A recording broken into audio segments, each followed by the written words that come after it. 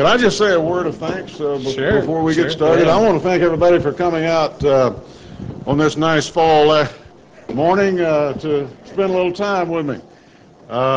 We are in the middle of a 50-stop, 50-town and community bus ride, and we're going directly to the people. Reminds me a lot the way we campaigned in Tennessee.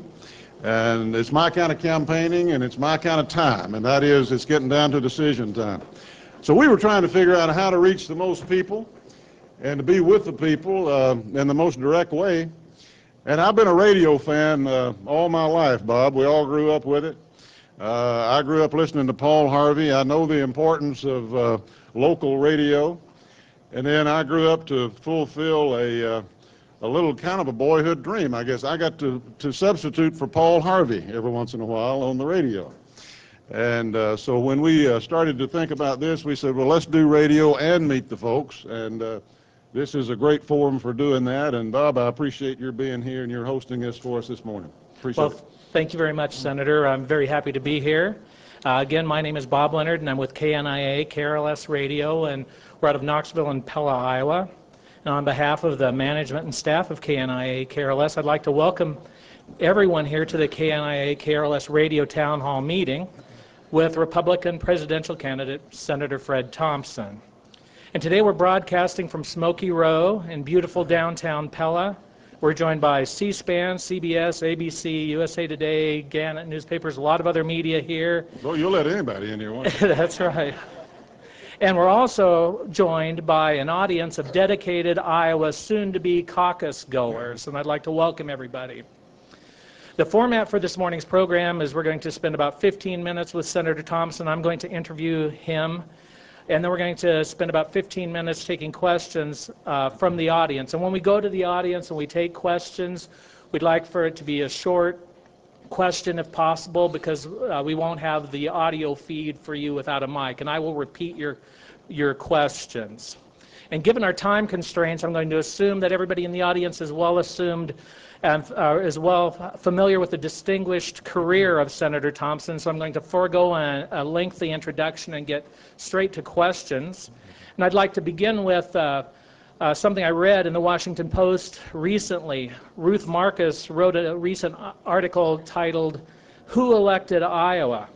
And she characterized Iowa caucus goers as a small non-representative sample from a small non-representative state. And that's a good statement. And given this, she wants to know, why does everybody in the media invest the caucuses with such make or break significance? And I'd like to know the Senator's thoughts on the caucus process here in Iowa. All right, I'll answer that, but will you answer one for me first? This is the Smokey Row Coffee House, isn't it?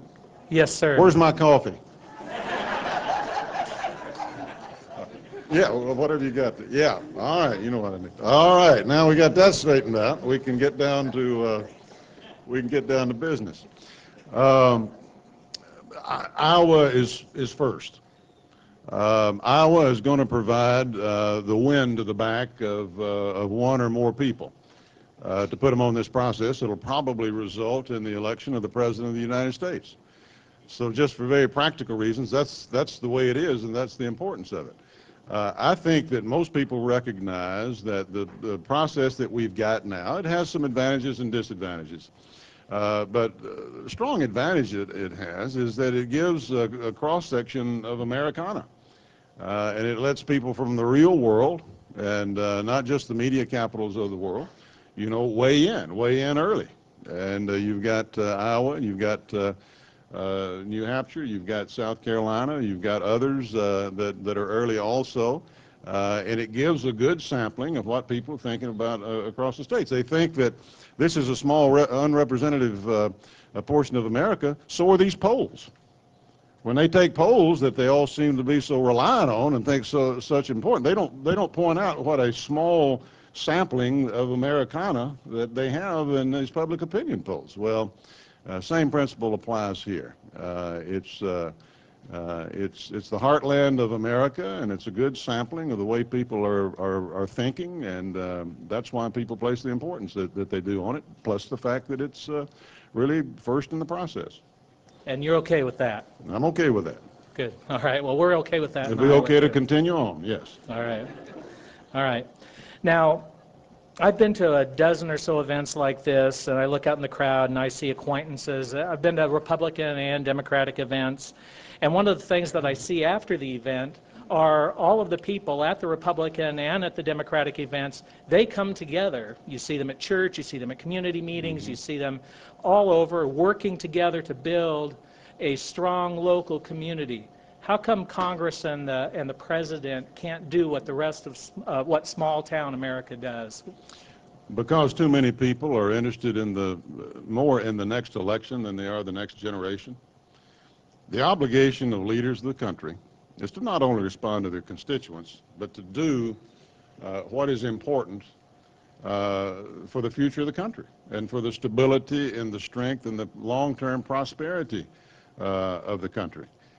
More and more, it seems like everyone is concerned with their little issue on their little part of the world and not looking out for the longer-term interests of the country. And therefore, the Democratic Party, for example, is driven by the left wing of an already left-wing party, and they have a very narrow agenda.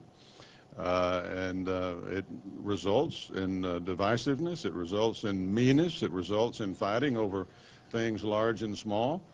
I've seen it otherwise. I started out on the national political scene when I was 30 years old. And Howard Baker asked me to be the Republican counsel on the Watergate Committee. I'd been a federal prosecutor back in Nashville, Tennessee, and I saw Howard Baker and Sam Ervin, Democrat from North Carolina, work together on the most contentious, difficult political time in our country's history. And when they had votes, I don't think there was anything other than a unanimous vote as we went through that troublesome time. And it was very, very difficult, especially for Republicans during that time. So I've seen it work both ways, and it's going in the wrong direction because people are not looking